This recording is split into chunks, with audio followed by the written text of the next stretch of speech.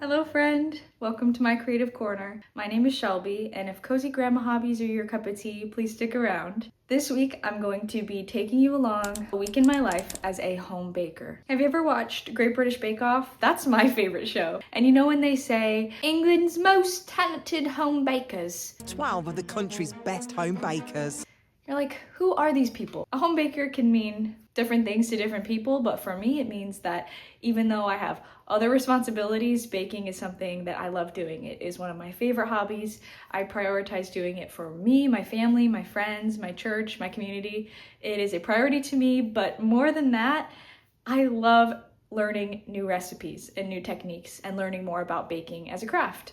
It's not something I went to school for, it's not something I make money doing, it's just something that I love doing. So we find ourselves here at the beginning of November. That means that it's the best time for baking, and I don't feel so bad turning my oven on because the weather's cooling down. I like to print out my recipes. It makes it much easier to read them as I'm going about the kitchen, especially making bread. There's nothing more annoying than having like wet hands covered in dough, trying to like slide your phone screen to see how many cups of flour you're supposed to add at this, that's what my nightmare looks like. So I printed out the recipes that I want to try for this week. And today we're going to be starting 2 different sourdough recipes. I'm going to be trying sourdough bagels from Farmhouse on Boone. I've never made these sourdough bagels. I've made yeasted bagels, never sourdough. So this is gonna take longer, but it's gonna be better for you. And I have cream cheese in the fridge, but I'm going to make a whipped cream cheese to go along with the bagels and put it in a tub. And the second recipe I'm going to be starting today is a cinnamon swirl sourdough loaf. I've never tried to make a flavored sourdough loaf, so I think I've gotten comfortable making regular sourdough, so I'm ready to introduce a new element. So this is going to have a buttery cinnamon swirl throughout, and I'm a little more nervous for this recipe, also because it's 3 pages front and back. So every time that I get back in the kitchen to continue working on any baked goods this week, I will turn my camera on and you will join me along that process. Some other recipes that I want to make this week are an apple galette and bakery style cinnamon rolls. So I'm really excited. I hope you like to bake. I think I'm going to get started right now on these bagels because I feel confident to do that first. So yeah, grab a cup of tea or maybe grab your whisk and let's get baking together.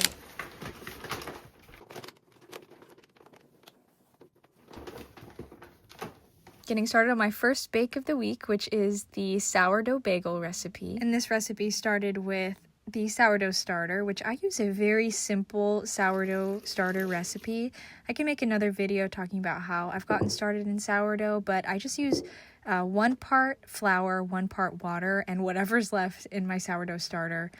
And that is my very simple ratio. When I'm baking with a recipe that doesn't include weighted measurements, like with cups instead of grams, I always make sure to spoon and level my flour because I never want to have the wrong amount. Before I had my stand mixer, I used to knead everything by hand, and that always takes much longer than you'd like. It's definitely an arm workout. But for Christmas last year, my husband got me the stand mixer, and that has been one of my favorite gifts, I think, of all time. I'm doing a little bit of multitasking here and getting started on my sourdough cinnamon swirl recipe. Multitasking while baking always makes me really feel like I'm in Bake Off, and it helps me know that I could probably never do Bake Off because multitasking is so difficult. That's one reason I really do love having my recipes printed on paper. It's much easier to shuffle through them than swiping through tabs on Safari. And here I am going back into my bagel recipe, spooning and leveling off the rest of the flour. So yeah, definitely doing some task switching. I'm mixing up all the ingredients for the sourdough cinnamon swirl loaf, and I'll let you know right now, this loaf was a total fail. It's funny to watch this in hindsight now, knowing that it didn't work out at all, and honestly, I'm not sure what went wrong. The only thing I can think is that I used a recipe from a blog that I don't normally use recipes from, so I think I'll stick to sources that I'm very comfortable with. And after all this dough mixing, I'm going ahead and feeding my sourdough starter for tomorrow. I like to have my starter in this big candy jar, and I do try to do the dishes as I go and keep a tidy workspace. I find that if I can keep things clean, that my brain stays clean.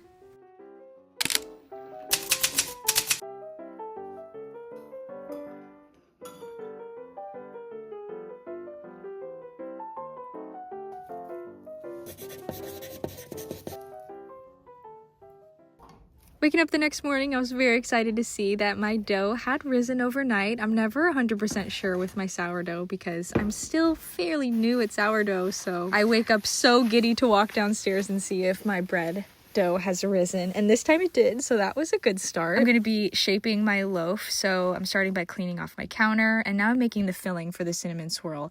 And you and I know that this didn't work out, but past me had no idea, so I was full of great hope. You'll see the moment where I lose that hope, but I'm making the cinnamon swirl filling, and this is what's going to swirl throughout the loaf and give it that delicious cinnamon flavor. And here we're about to see where I realized that this is probably not going to go how I was hoping, and yep, that was the moment. I see that my dough looks over fermented, so it's very spider webby, it's super wet, it's not workable, and as I tried to shape the loaf, it just was soggy. That's the best word I could use, is soggy. But I decided to press forward because I've had this happen in the past and it did bake up fine. But I think since this is an inclusion bread, there must have been some chemistry going on in the oven and it just didn't rise at all. In these moments where I see things aren't going great, I think back about how I started from scratch. I didn't know how to bake a brownie or a cookie, and I had mistakes along the way making those. Lots of burnt items, lots of things that were not correct.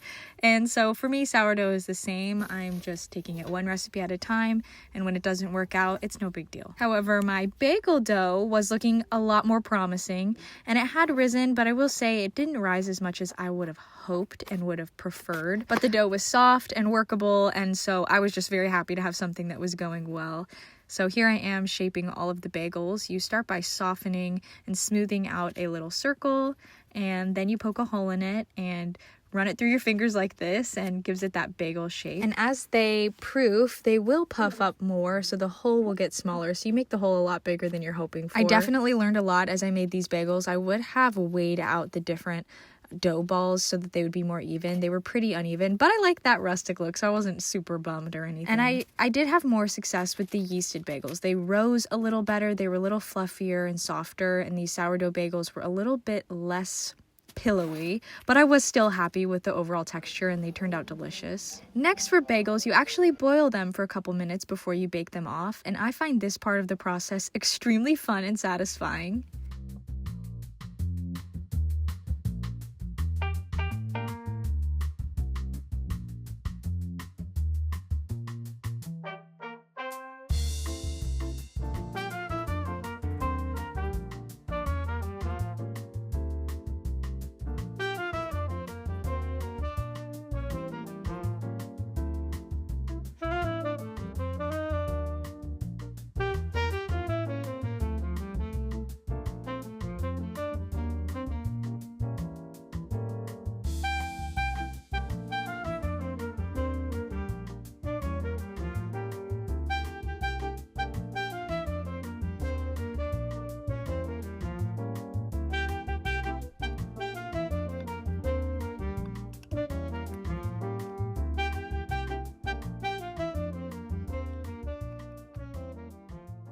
Here I am with a big smile. I'm so happy that the bagels turned out good. They are golden and chewy and have a good crust, and I thought they were delicious. You can see I'm very happy about it. And I tried the everything bagel, like the pop-up bagel style where you just dip it in the cream cheese, and this was delicious. I love an everything bagel, so it was hard to mess this one up. Next, I'm finishing up my cinnamon swirl loaf, and you can see it's really sticking to the basket, but I'm still pressing forward. But you can see it just hasn't risen at all. It's like flat as a pancake. But I'm throwing it in my Dutch oven that I preheated and throwing in some ice cubes to build some steam to hopefully help with that rise.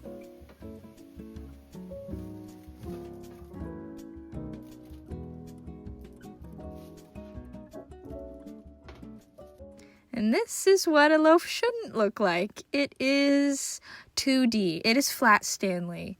But I cut into it and I gave it a try. I thought maybe I could turn it into bread pudding or something, but it honestly tasted bad. It had an extremely sour, over-fermented flavor. So we just had a very long day. We went mountain biking out of town and we had a blast. We biked about 8 miles, so it was definitely a full ride and a full day, and we're pooped. So we just came home. It's so dark because of daylight savings. So to make light of that, I am making some chocolate chip cookies. And these cookies are famous for my family and friends. Everybody I've made them for loves them. I think the cookie base on this is just exactly right for most people's tastes. Is it my favorite cookie? No. I love a brown butter salted chocolate cookie with dark chocolate. I like a very bold, rich cookie flavor. But this is what everybody loves, including my husband. I did run out of chocolate chips, which is crazy. That shows you how much I bake because I buy the huge Costco size of the chocolate chips, and I bought those like last month and they're already gone. So I'm improvising with some other bits and bobs from my pantry. I have some Heath toffee. I also have about half a bar of some salted dark chocolate. And from, I don't know, my birthday or something, I have all these Ferrero Rochers. I have even more actually. I got 2 big gifts of Ferrero Rochers. I've eaten through a lot of them, but I just don't think of them. They're not my first choice. So I think that it'd be really yummy to chop some of these up. And we're gonna have a total chocolate hodgepodge chocolate chip cookie.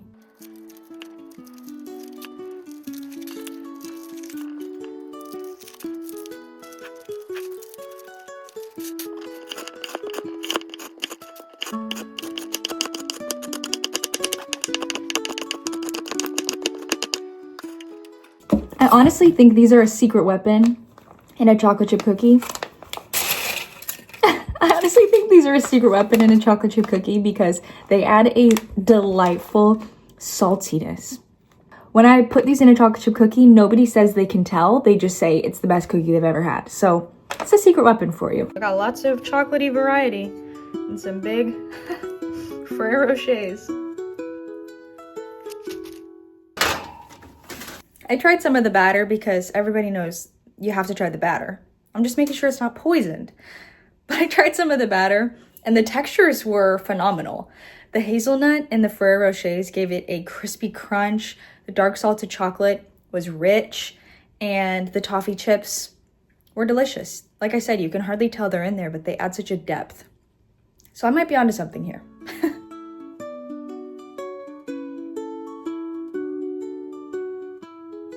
All right, the cookies are out of the oven and I have me a tiny teacup of milk. Okay, so I'm gonna try this cookie and I decided on a name. Actually, Joey gave me the idea. When I told him I was gonna make chocolate chip cookies, but realized I forgot the chocolate chips, that I didn't have any, he said, well, just make chip cookies because you don't have the chocolate. So these are chip cookies because I put every kind of chip that you could put in a cookie. Okay, let's try it. I am getting the toffee flavor, which I really like. I don't taste the hazelnuts, but I do taste that nutty texture. Overall, the hero flavor here is cookie. It tastes mostly like a cookie. None of these flavors are very strong. It's not very chocolatey. Wow. Dunking your cookie in milk, best thing.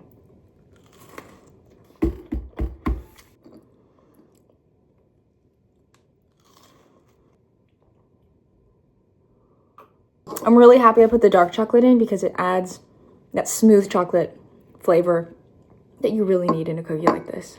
I'm eating this whole cookie with you. Fantastic.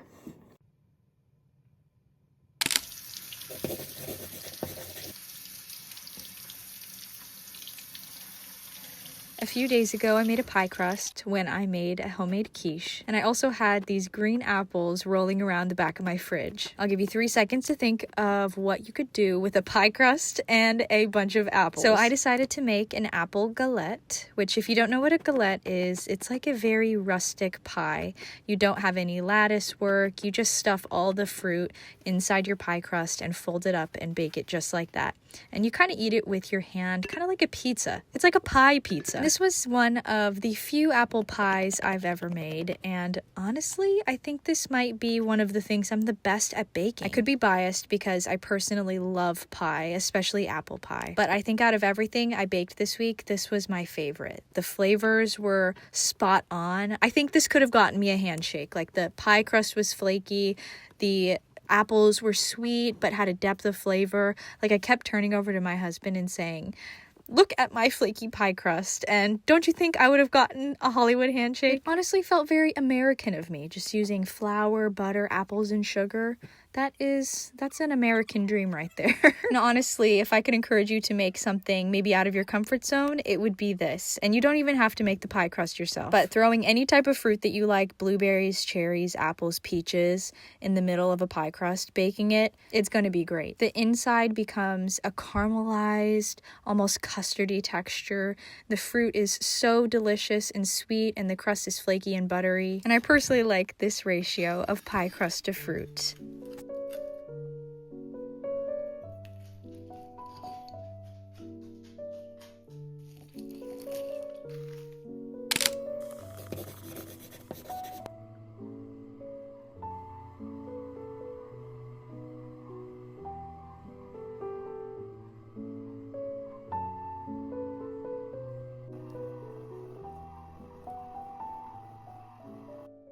It's the last bake of the week and the last bake in this video. I got to do one of my favorite things, which is punching the dough. But here I'm working on some cinnamon rolls. This is one of my favorite recipes from the Flour Barn, and it is for a jumbo bakery style cinnamon roll. This is a yeasted enriched dough, so it is made with yeast packets. And this recipe has some serious Cinnabon vibes. And honestly, ever since I tried this recipe, every other cinnamon roll has paled in comparison. That's the only downside to being a home baker, is I have very particular preferences for baked goods, and I have what I would consider to be a healthy high standard. So unfortunately, getting cinnamon rolls from the can, though it's fun, I like popping open the can, it's just not the same. I'd rather have these. And this recipe is a very easy beginner bread recipe. It has the whole yeast, proof, rise routine, but in an approachable way. And it's extra fun because if you've never made a yeasted dough before, this one is a good one to try because at the end, you get to eat cinnamon rolls. And this made my whole house smell so good for the entire day. Even just having them sitting on the counter,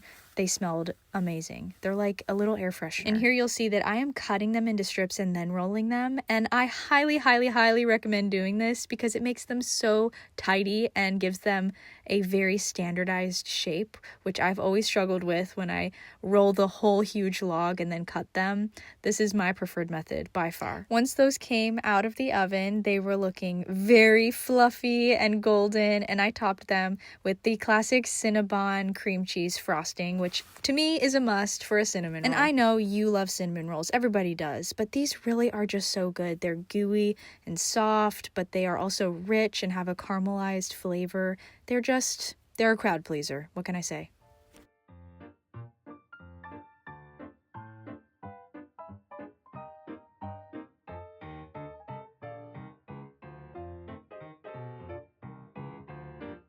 Thank you all so much for watching. If you enjoyed, will you please consider subscribing? I'd love for you to stick around and join this corner of the internet where we are creative and glorify God with our hobbies. Bye!